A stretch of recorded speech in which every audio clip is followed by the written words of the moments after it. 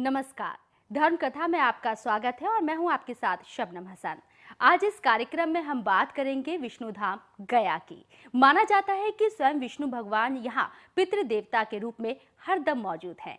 बिहार का गया शहर हिंदू धर्म शास्त्रों और पुराणों में मृत आत्माओं की मुक्ति का धाम माना गया है, जो पाताल की धुरी पर अवस्थित है।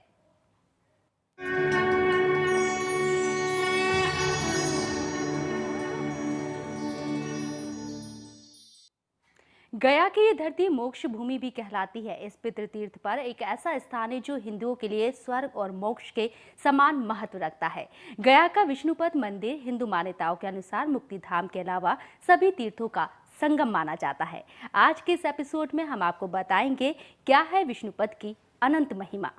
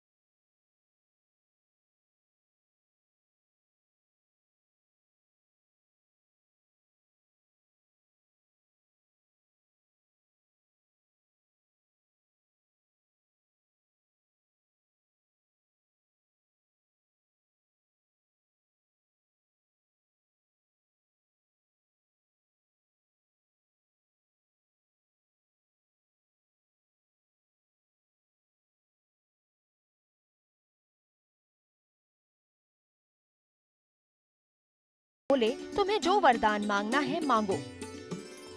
गयासुर बोला, हे प्रभु, मेरा शरीर देवताओं से भी पवित्र हो जाए और मेरे दर्शन मात्र से लोग पाप मुक्त हो जाएं। भगवान विष्णु ने इस पर तथास्तु कह दिया। वरदान का असर हुआ। लोग गयासुर के दर्शन कर पाप मुक्त होने लगे। स्वर्ग की जनसंख्या बढ़ने लगी और धरती पर अनाचार बढ़ने लगा। लोग बिना भय के पाप करने लगे और गयासुर के दर्शन मात्र से पवित्र होने लगे। तब यमराज ब्रह्मा को लेकर विष्णु भगवान के पास गए और बोले, हे दीनबंधु, गयासुर के स्पर्श से सब बैकुंठ को चले गए और यमपुरी खाली हो गई। यमराज की ऐसी विनती सुनकर विष्णु भगवान बोले, हे ब्रह्मा, आप गयासुर के पास जाकर यज्ञ करने के लिए उसका शरीर मांगिए। गयासुर ने तपस्या की थी ब्रह्मा के यज्ञ के लिए ही। देवताओं को क्षोभ हुआ। सभी देवता मिलकर ब्रह्मा जी के पास गए। ब्रह्मा जी भगवान के पास गए। भगवान ने आदेश दिया कि तुम जाओ और यज्ञ करने के लिए गयासुर का शरीर मांग लो। ब्रह्मा जी आए। ये देख कर के गयासुर बहुत प्रसन्न हुआ कि तुम्ही ने इस शरीर को उत्पन्न किया है और तुम्ही ने इस शरीर को मांगने की प्रार्थना की है। जो आप चाहते हैं मैं अपना शरीर आपको दे दूँ।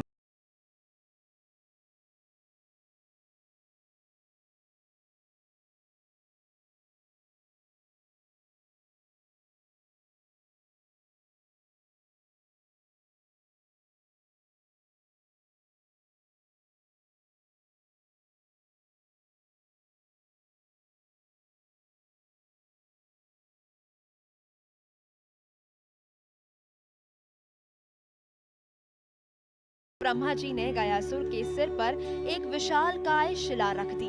फिर भी गयासुर का शरीर हिलता रहा। प्रचलित कथा के अनुसार भगवान विष्णु के साथ गणेश, सूर्य, लक्ष्मी, इंद्रदेव, बृहस्पति तथा समस्त देव गण अनेक रूपों में शिला पर जा बैठे। फिर भी गयासुर का शरीर हिलता ही रहा। तब ब्रह्मा जी ने साक्षात विष्णु का वाहन किया। तब भगवान विष्णु स्वयं उस शिला पर गदा लेकर आ गए और शिला पर अपने पांव रख दिए। प्रचलित कथा के अनुसार शिला पर भगवान विष्णु का पद चिन्ह बन गया, जो आज तक विष्णु पद के नाम से विख्यात है।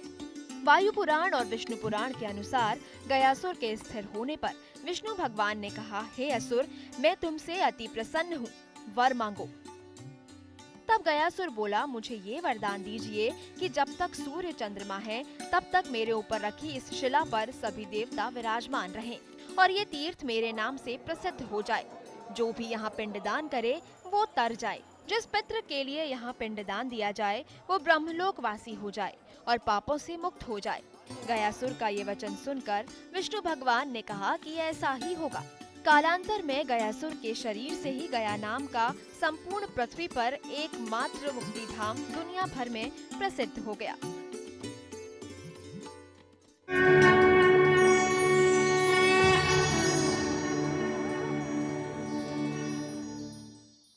मोक्ष नगरी गया का नाम उस राक्षस गया के नाम पर पड़ा है जिसने हिंदू धर्म शास्त्रों के अनुसार अपनी तपस्या से ईश्वरत्व को प्राप्त कर लिया था। ऐसा माना जाता है कि जगत के पालनहार भगवान विष्णु के चरण चिन्ह आज भी गया के विष्णुपद मंदिर में मौजूद है।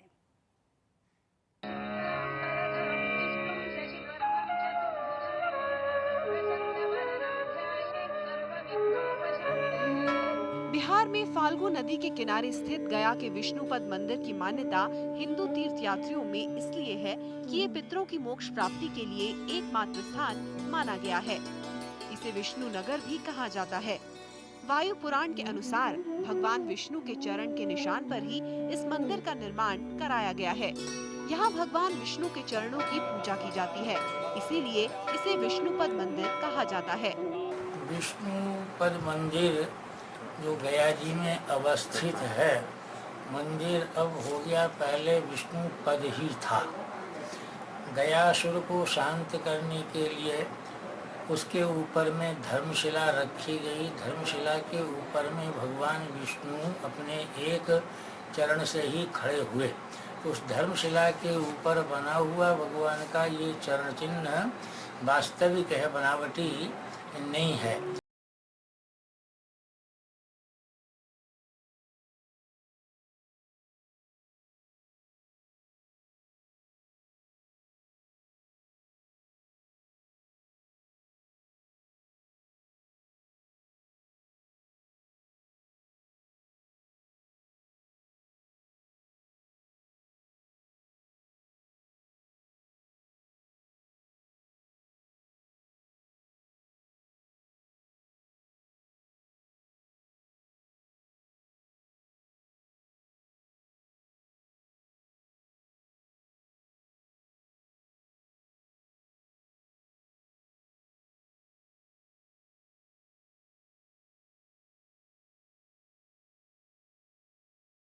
वृक्ष एवं सभी प्राणियों को भी जल देकर पिंड दान और उनके मोक्ष की कामना की जाती है। सर्वेषां काश्यपम षष्ठम विष्णु ब्रह्मणो रुद्रश्च पदम। ये 4 पद की प्रधानता है कि काश्यप पद, विष्णु पद, रुद्र पद, ब्रह्म पद। इसमें किसी एक से आरंभ करके एक में समाप्त किया जाता है। मंदिर के परिसर में 20 तीर्थ हैं। 20 तीर्थों में प्रधान तीर्थ विष्णुपद तीर्थ है और उसके इस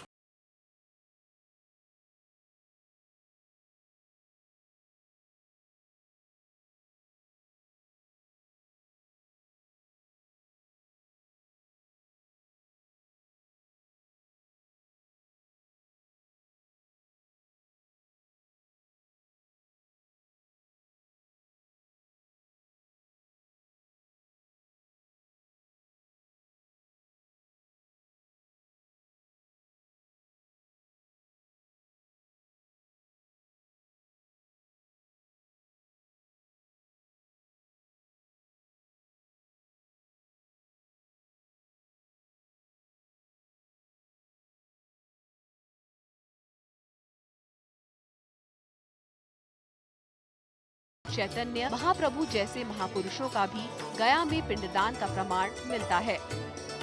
विष्णुपद मंदिर को ये आधुनिक स्वरूप इंदौर की महारानी अहिल्याबाई द्वारा 18वीं शताब्दी में दिया गया था। ये हिंदुओं के लिए अटूट आस्था और विश्वास का प्रतीक है। प्राचीन काल से ही विष्णु भगवान के आशीर्वाद से गया में श्राद्ध की शुरुआत हुई।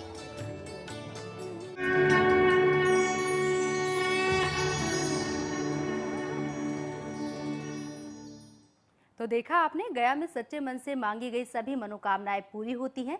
ऐसी मान्यता है कि यहाँ भगवान विष्णु अपनी शरण में आए श्रद्धालुओं की हर इच्छा को पूरा करते हैं। इसी के साथ यहाँ रुकते एक छोटे से ब्रेक के लिए, आप कहीं मत जाइएगा। ब्रेक के बाद लौटेंगे तो आपको बताएंगे विष्णुपद मंदिर से जुड़ी कुछ और बातें।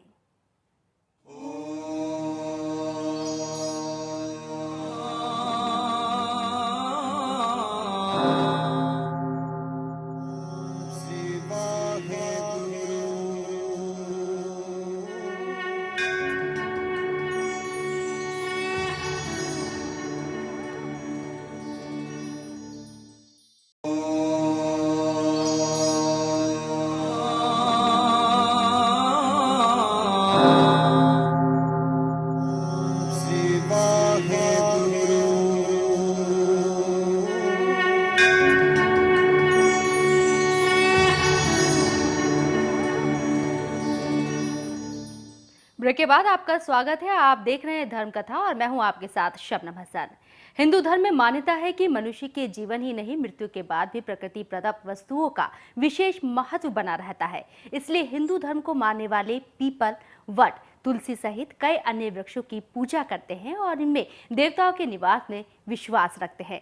गया का अक्षयवट भी इनमें से एक है, जहाँ पिंडदान किए बिना श्राद्ध पूरा नहीं माना जाता।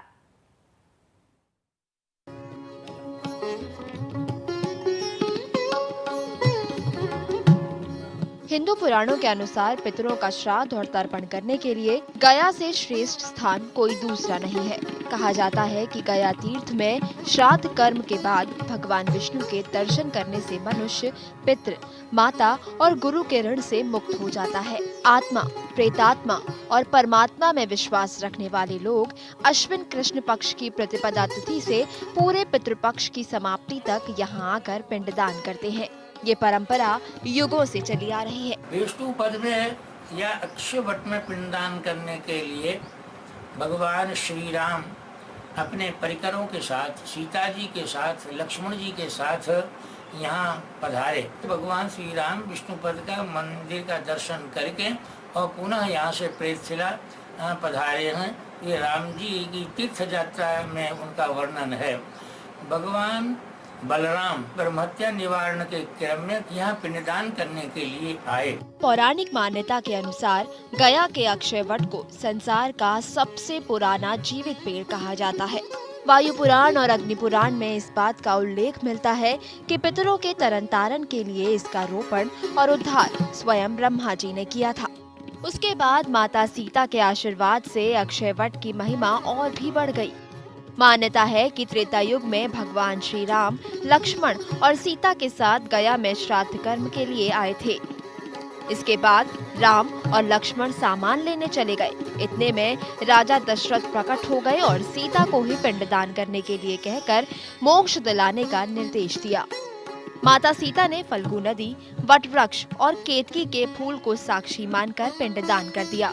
जब भगवान राम आए तो उन्हें पूरी कहानी सुनाई, परंतु भगवान को विश्वास नहीं हुआ। तब जिन्हें साक्षी मानकर पिंडदान किया गया था, उन सबको सामने लाया गया। कहा जाता है कि गवाही देते वक्त पंडा, फल्गु नदी, गाय और केतकी फूल ने झूठ बोल दिया, परंतु अक्षयवट ने सत्यवादिता का परिचय देते हुए माता की लाज रख ली।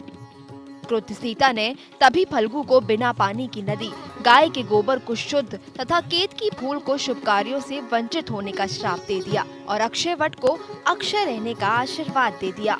देवी सीता का आशीर्वाद आज भी अक्षयवट पर दिखाई देता है। धार्मिक मान्यता के मुताबिक अक्षयवट के निकट भोजन करने का भी अपना अलग महत्व है। पौराणिक मान्यता है कि पितृपक्ष की अवधि में सभी हिंदू धर्मावलंबियों के पूर्वजों की अशारीरिक आत्मा विष्णु नगरी गया जी में आकर वास करती है और आत्मा अपने पुत्र और पौत्रों से पिंडदान की आकांक्षा करती है। इसलिए हिंदुओं में गया श्राद्ध का विशेष महत्व है।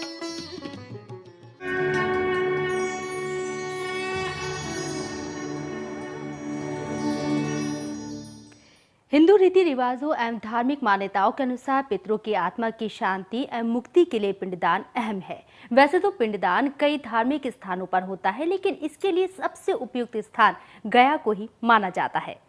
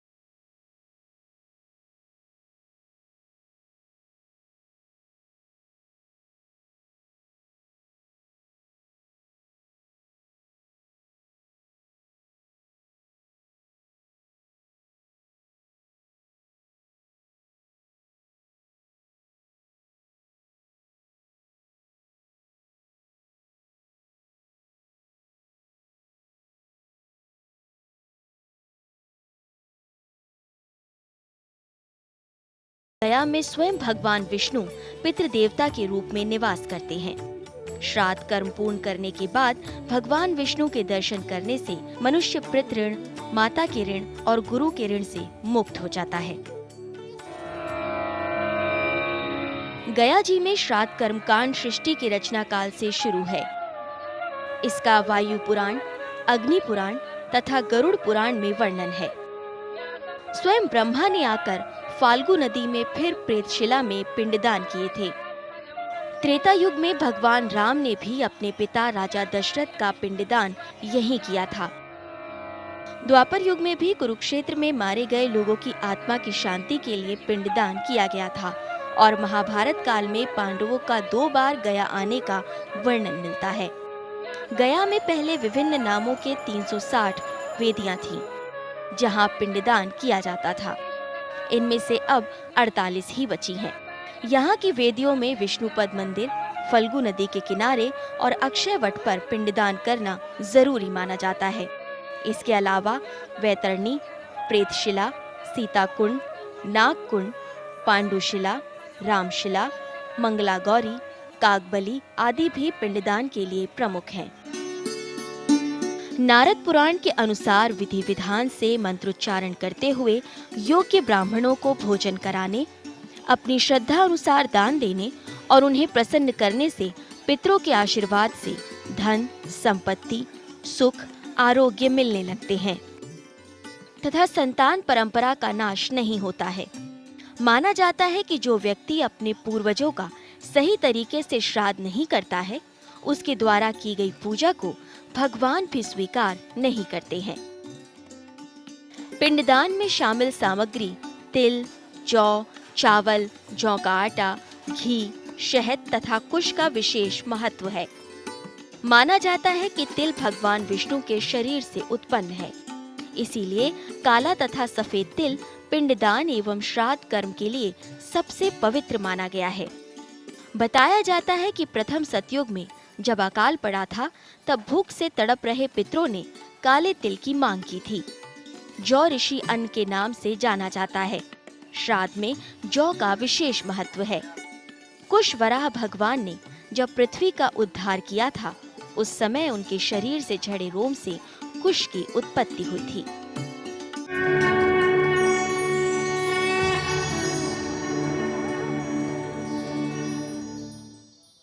धर्मकथा में हमने आपको गया के विष्णुपद मंदिर के अनंत महिमा के बारे में बतलाया। आपको हमारा ये कार्यक्रम कैसा लगा? अपनी राय और सुझाव हमें इस पते पर जरूर भेजिए। हमारा पता है A147 सेक्टर 63 नोएडा और हमारा फ़ोन नंबर है 180030022530। आप हमें ईमेल भी कर सकते हैं। हमारा ईमेल एड्रेस है dharmkatha@bhaskarnews.org। अगले एपिसोड में हम फिर आएंगे कुछ और रोचक धर्म कथाएं लेकर। तब तक के लिए मुझे दीजिए इजाजत। नमस्कार।